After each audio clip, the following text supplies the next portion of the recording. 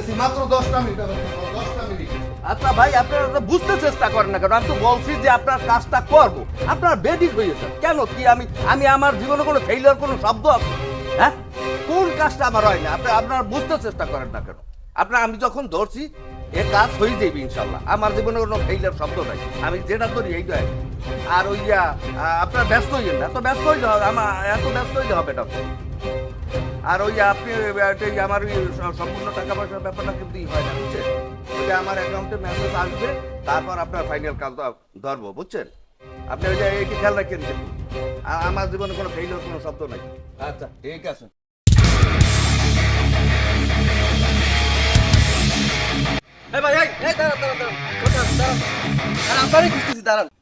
আপনারা আপনারা কারা ভাই? আপনাদেরকে তো ঠিক চিনলাম না। আরে আমরা কারা সেই পরিচয় পরে দেই, আগে তো আপনার দীর্ঘদিন পর্যন্ত খুঁজতেছি, আপনার পাই না। আমি তো আসলে আমার বাচ্চারা এখানে পড়ে, আমি ওদেরকে সেশন ফি দিতে আসছিলাম আর কি, দিয়ে আসলাম, এখন যাব। আপনার ছেলে মেয়ে ইউনিভার্সিটিতে পড়ে, হ্যাঁ হ্যাঁ।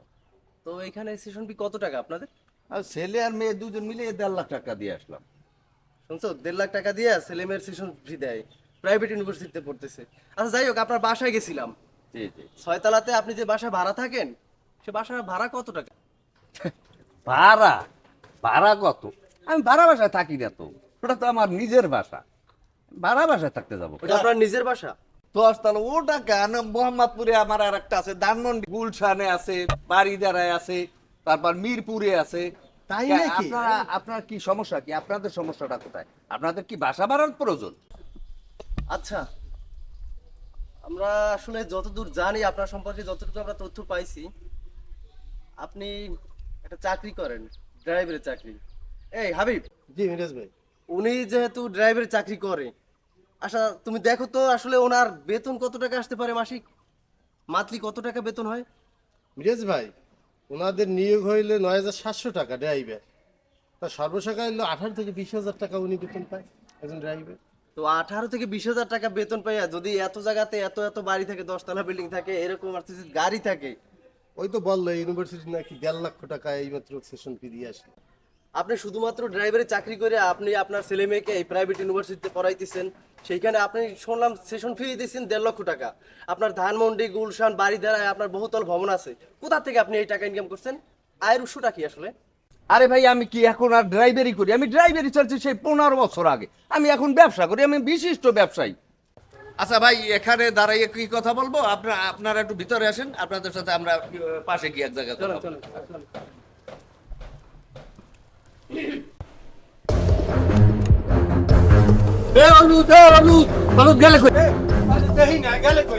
এবারে তুই দেখো না তোর সবাই ঠাডা পড়ছে। মান্ডার, তুই দেখো না আমার হাতে এগুলো কি কাম করি আমি। বেড়া আজব খবর শুনছো? তোরা তো ইয়ায় হুন্যে যা আজব খবর। আজব খবর একবারে নতুন বেড়া, হুন্যে তো মোর মাথায় কামড়ে না। একই ইয়া হুন্যে মোর মাথা টাস্কি খেয়ে গেছে বেড়া। তাড়াতাড়ি হয়, উঠতে হয় বেড়া, খালি কাম করে করিস। এবারে তোর কাম নাই কোনো খাইয়া, তুই দেখো না যে আমি এখানে গাড়ির কাম করি, তুই হা হা হা হা করতে করতে আও। কি এত জরুরি খবরটা কি কতই আমার একটু। বেড়া হুন্যে যা এদিকে আয়। তোর এখানে যেই জবেদ আলী কামড়তে না, এই জবেদ আলী বলে কোর্সেন আউট করিয়ে ধরা খাইছে বেটা, দুনিয়ার টাকা কামাইছে, এখন ধরা খাইছে। হুন্যে যা তুই। ও ওই জবেদ আলীর কথা কও? আরে ও হালার ফলায় তো আমার এখানে কাম করছে, তুই জানো না? অভ্যাস ভালো না, বুঝছো? হাতের অভ্যাসটা তেমন সুবিধাজনক না, সেই বেশি হালার ফলার নামাই দিছি।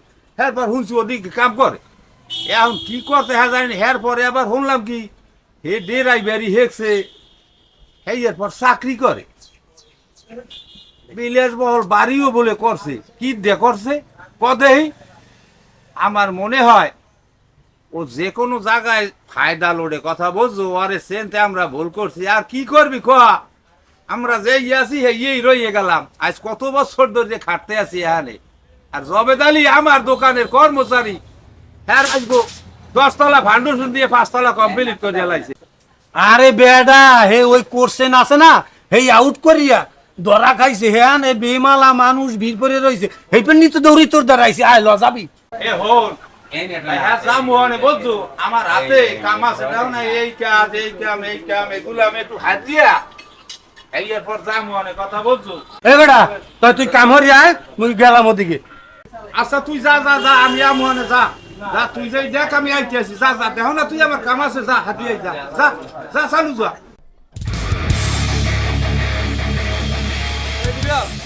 কি হয়েছে এত লোকের ভিড় কে কি হয়েছে এ জাফর ভাই, আরে জাফর ভাই আসেন আসেন আসেন। এতদিন পর্যন্ত যারে খোঁজ করছি ভাই তারে পাইছি, আসেন আসেন। এই লোক আরে ভাই আপনি ড্রাইভার না ভাই, আপনি একটা সিজ হই ভাই, কেমনে ভাই এতগুলি টাকা হাজার হাজার কোটি টাকার মালিক হয়ে গেলেন ভাই? আপনার মাথায় তো আল্লাহ দিলে ম্যাগনেট ভরা, আমাকে একটু দিতে পারেন ভাই? আপনার লগে একটু সামসামি করলো তো। আচ্ছা ভাই আপনারা খালি শুধু ড্রাইভার দেখেন, ড্রাইভারের সাথে আমি আরো 15 বছর আগে, আপনারা খালি ড্রাইভার। আমি তো এই সমাজের এখন বিশিষ্ট ব্যবসায়ী, এত পদের ব্যবসা আমার গার্মেন্টসের ব্যবসা, আমার কেমিক্যালের ব্যবসা, এই ব্যবসাগুলো সব ব্যবসা খালি ড্রাইভার। আরে আপনি ড্রাইভার করছে তো আমি 15 বছর আগে। আপনি এত উচ্চস্বরে কথা বলতেছেন কেন? আপনি কি করেন না করেন আমরা সেটা জানি না। আপনি জাতির মেরুদণ্ড ভেঙে সেটা একদম চৌচির করে দিতেছেন। একটা জাতিকে, একটা সমাজকে ধ্বংস করার জন্য আপনার মতো একটা কুলাঙ্গারই যথেষ্ট। আপনি প্রশ্নপত্র ফাঁস করে সেটা দিয়ে আপনি টাকা ইনকাম করেন না। খেয়েছেন কা খেয়েছ একটু কম কম লন। দুনিয়ার টাকা হাজার হাজার কোটি টাকা বাইরে খাইছেন, গরিবের টাকা, বড় লোকের টাকা, কোমলমতি শিশুকে ধ্বংস করে খাইছেন, সমাজটারে আবার খেয়েছেন। আচ্ছা ভাই আমি এত খেসলাম না কোন হারে কনসেন দেই। আমি যে আপনারা বলতেছেন যে প্রশ্নপত্র ফাঁস করছি, আমি কি প্রশ্ন লই আমি কি ওর বাড়ি বেরিয়ে গেলাম? হ্যাঁ, মানুষ আসে আমার দ্বারে, বিপদে পড়ে আসে, আমি আর বিপদ উদ্ধার করবে। একটা মানুষের চাকরি দিয়ে দিই, একটা মানুষ যেভাবেই হোক আমি তো মানুষের উপকার করি না ক্ষতি করি। এইদের কয় উপকার, প্রশ্ন পত্র আপনি পাস করেন, এইদের উপকার কয়। আপনি জাতির মেরুদণ্ড ভাঙ্গে দিতে আছেন, ভাঙ্গিয়া। আপনি কারো কাছে টাকার জন্য যান নাই। যারা আপনার কাছে আসছে, আপনার বিবেক আছে না, তারা তো আসলে মেধাশূন্য মানুষ, তাদের মেধা দিয়ে তারা কাজ করতে পারে না। কিন্তু আপনার তো আল্লাহ তাআলা মেধা দিছে। যারা মেধাবী তাদেরকে জীবন ধ্বংস করার জন্য আপনি কতবার দুর্নীতিবাজ কাজ করছেন। আপনি যে প্রশ্নপত্র ফাঁস করে যে টাকা ইনকাম করছেন, সেই টাকা দিয়ে আপনি কি করছেন?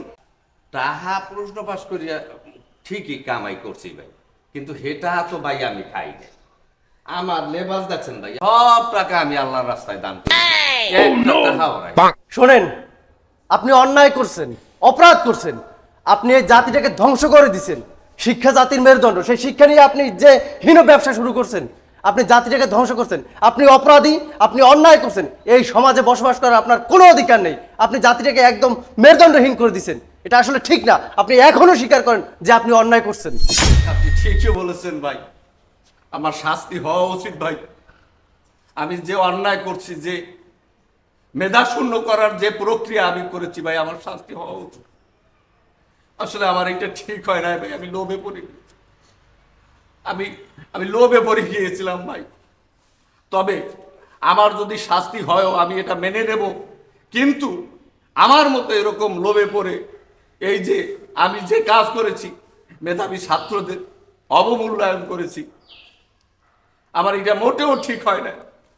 কিন্তু আমার শাস্তি হলেও আমি এটা বলে যেতে চাই, আমার মতো লোভে পড়ে আর যেন এই বাংলাদেশে এই মেধাবী ছাত্রদেরকে অবমূল্যায়ন না করে। আমি এই মেসেজটা এই সমাজকে দিয়ে যেতে চাই ভাই। হ্যাঁ, আমাকে আপনারা ক্ষমা করেন ভাই। আবেদ আলীর মতো কোনো লোক বাংলায় আর যেন জন্ম না হয়। আসুন আমরা সকলে সতর্ক হই।